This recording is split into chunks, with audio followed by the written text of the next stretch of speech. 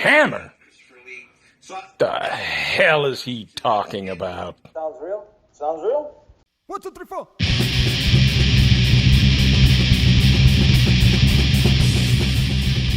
Sounds real? Sounds real.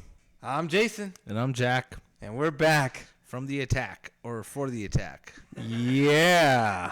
Okay, so what do we got on today's show? We got Harai Kare from the sky.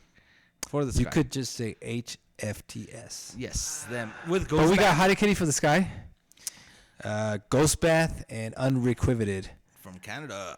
They were all at the Rock House about a week ago. Yes. And that's what we're going to review today. Yes. We got there just when they were about to play, so we did not really see we didn't see the local opener. support. So yeah, we we caught a little bit of it, so we really don't want to say too much about it because we haven't seen that band perform their full sets. But what I heard is sounded okay, so hopefully they'll be on another lineup. And me personally, I was blown away by this concert. Now, this is my type of music. I know, I love all sorts of music and stuff. And How do you like your metal? Blackened. That's right. And this stuff was amazing. I mean, I could listen to this stuff all day long. Some of these bands, I wish they wouldn't stop playing. I agree. I got a lot to say, but let's... Okay, so for me, so Unreqvited from Canada. We actually had a chance to meet with them, talk to them a little bit, and everything's true about Canadians. They're really, really, really nice guys. I think their only complaint that it was hot, but I ended up being a huge fan. I had never seen them before. I had never heard their music before, and they're kind of like a post-metal type of band with a lot of blackened elements. And I picked up that album. And I'm just gonna go down the rabbit hole with those cats because they were awesome. They took me on a different trip, and like I said, if you know anything about the post metal, post rock type of sound, that's obviously in there. And then it was Harikari for the Sky, and they rocked it. They were the headliner. I'm assuming. They played for a long time. Loved it. More in the black metal feel of things. That's what I kind of get. There's that post-metal element. And, fantastic band.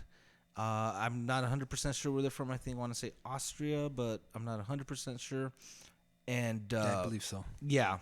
But if you like your metal, Blacken? you're going to like those guys. Very, very good stuff going on with them. And then, of course, Ghost Bath, another band that I had kind of listened to but never really gave it my full attention. They got several albums out, and I was totally blown away by them. That was one of the bands, too, that I wouldn't mind if they played 2, 3, 4 hours. I get lost in their music. A lot of stuff is going on with them as far as their sound. They do use a lot of post-metal, a lot of post-rock.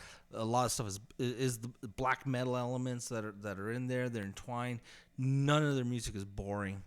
For me personally, it doesn't get boring. Fantastic musicians, all of them. And that says for all three of those type of bands. I think you have to be a really good musician for this type of music anyway, to kind of just carry it through. One of my favorite shows of the year so far. I don't know. What was your take of that? A lot. It was a lot. It was a lot to... Also at the Rock House. I don't know if we mentioned this. Yeah, we did. This was at the Rock House. Wow. Where do I begin? I guess I'll start from the opener all the way up. Unreqvited. Okay. Bunch of cool guys. We were able to do a promo interview with them. Really cool cats. Check that out. We'll be posting it on Instagram and our channel. Our channel. So anyway, YouTube. So no, but Unreqvited. Like he said, I was just like in a trance. With when you go up and see these bands, you get like in a trance. You're like listening to it, and it just puts your mind in a different element, I guess would say. You know what it is? I think really, I don't mean to interrupt you on this, but it's emotional. Yes. Yeah, and where metalcore could be emotional in a sense that gets you aggressive and gets you pumped up, and you're like, "Urgh, urgh, urgh." And this stuff, I don't know. It hit well for me personally. It hits me differently. It hits me on a very emotional level. So some of the stuff, kind of makes you a little sad sometimes. I don't know, modeling. What is your take on that? I mean, I was up there, and I was up there in the front, and it just a lot of emotions, just like I'm just filled with a lot of emotions, like you said, happiness, sadness. It just, but all of it puts me in a melancholy state, and I'm just like all my whole surroundings is just not there. I'm just totally focused on the band, on the music, and so like everybody around me is like not there. That's how I feel. That's how I take it. That it puts me in a different place. Just I'm mesmerized by the music. I'm just all three bands did that. All three bands captured that feeling. So Unreqvited, they have very long songs. So yeah, they're yes, kind of lengthy.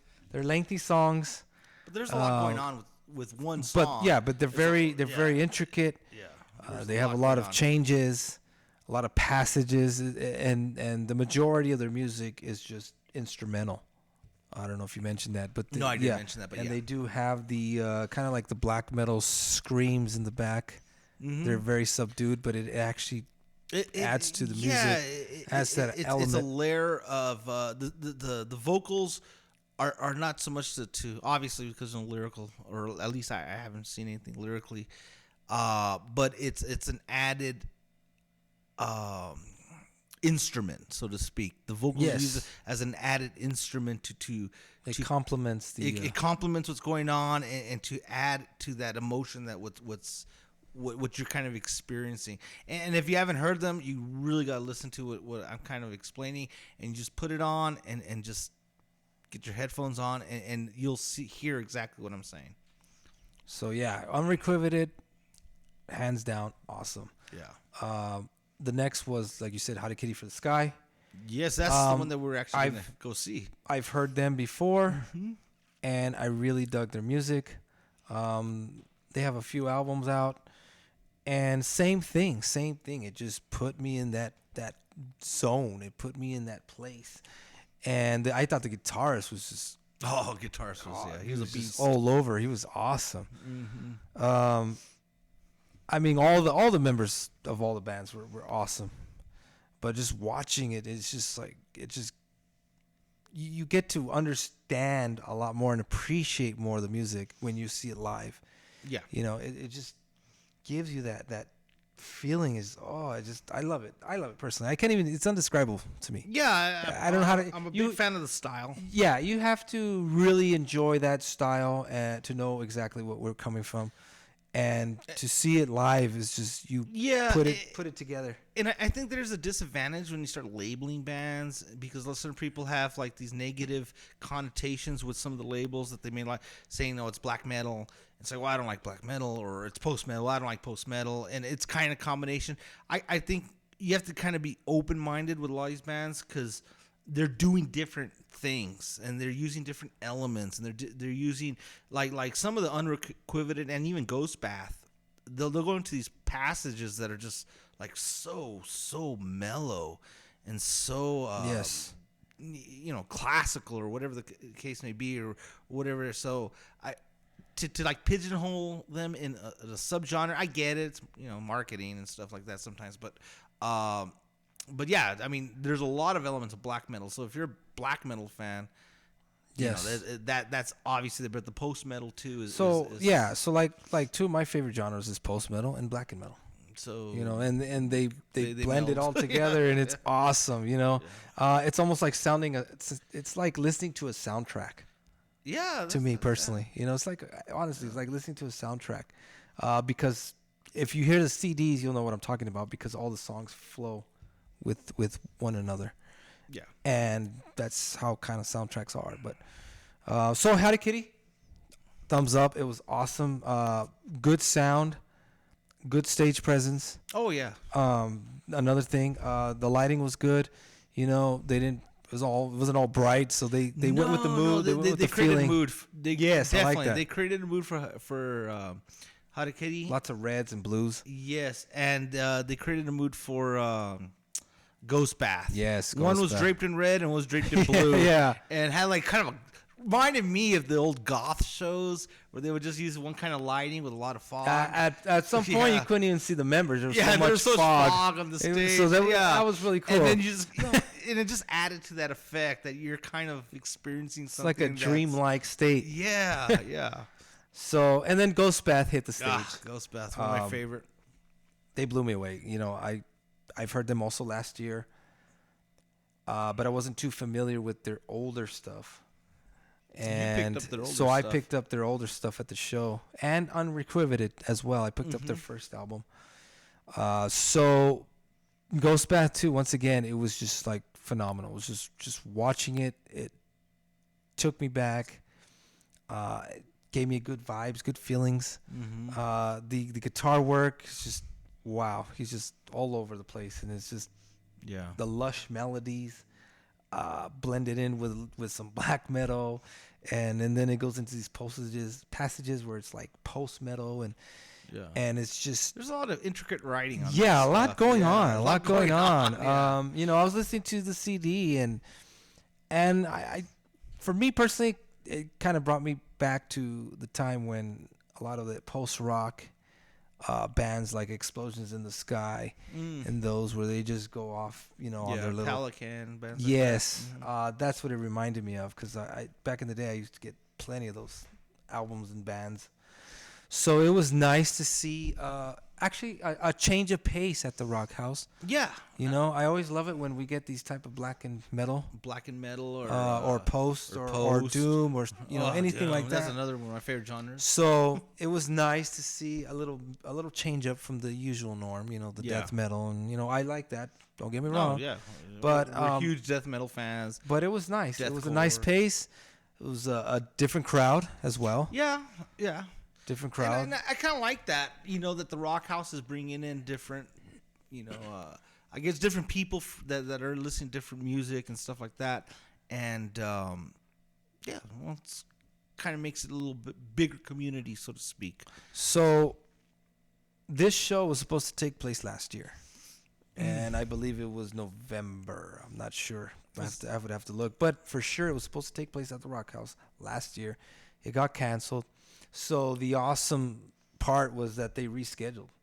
And they announced it like in kudos to them. January. Like even, I think, at the end of December. Yeah. They announced it.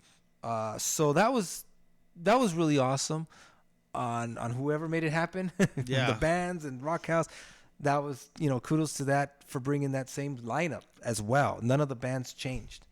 Sometimes they'll come back, but they'll have different openers. Yeah, true. So it was nice to see the same bill. And they even, you know, so that was really cool. And so I was exposed to all three bands last year. You know, I heard a little bit from, well, I've heard a lot from Harakiri, Ghost Bath, and Unreqvited. So just like you said, I went down a rabbit hole. Yeah, yeah. Start discovering more and more of their music and go back. I'll start buying a lot of their And stuff. and once again, that you know, when I started to realize their older sound, especially Ghost Bath, you know, they went back, and that's what I like about some of these artists now. They kind of go back all the way through their whole discography. When they perform? You know, I remember back in the day, They would just perform, like, they would the perform the newest newest albums. album and then maybe throw a couple of the latest. No, I like that too. I That's did. I another really actually like plan. that. I think all three It- bands. Yeah, all Well, three bands actually. What it does, it exposes the audience to everything that they've had out there. In a bad way, though, it makes it very difficult to, you know, feel you're limited in cash. Which album do you want to buy? Yes. You want to buy the old Yes, stuff? You want to buy because the new stuff? All So- three had merch. So just to let you guys know, I usually buy the newest stuff, and he usually buys the oldest stuff, and then we kind of share it and listen to Yeah. it together. So that's how that kind of works out. For So us. yeah, that was cool. Yeah, so he bought one of the newest How Ghost about Bath. the latest Ghost Bath and the latest Requivited. So I decided to go a little bit older on the Ghost Bath, and I wasn't let down at all. Keep playing that over and over, and Unreqvited. So, make a long story short, thumbs up on the show. Overall, it was a good show. Yeah, one of my favorites. No complaints at all. Sound was good. Stage presence was good. Nice the performances guys. were good. They were cool cats. Oh, yeah. Unfortunately, we didn't get a chance to see Howdy Kitty. We didn't get a chance to meet with interview them. Yeah, but so we did talk to Ghost Bath. We did talk to Unrequited. I know they were busy running around, so we weren't able Yeah. to catch them. But maybe next time. yeah, maybe next time, guys. But definitely we'll tag you guys, tag all the bands. Hopefully, you guys check out the show. And hopefully, you guys will be back. Yes, Yes. yes. Please come back to the Rock House. Yes. So, like always, don't forget to like, share, and subscribe. And Danny? Feeling dreams, soothing me, feeling the pain, tossing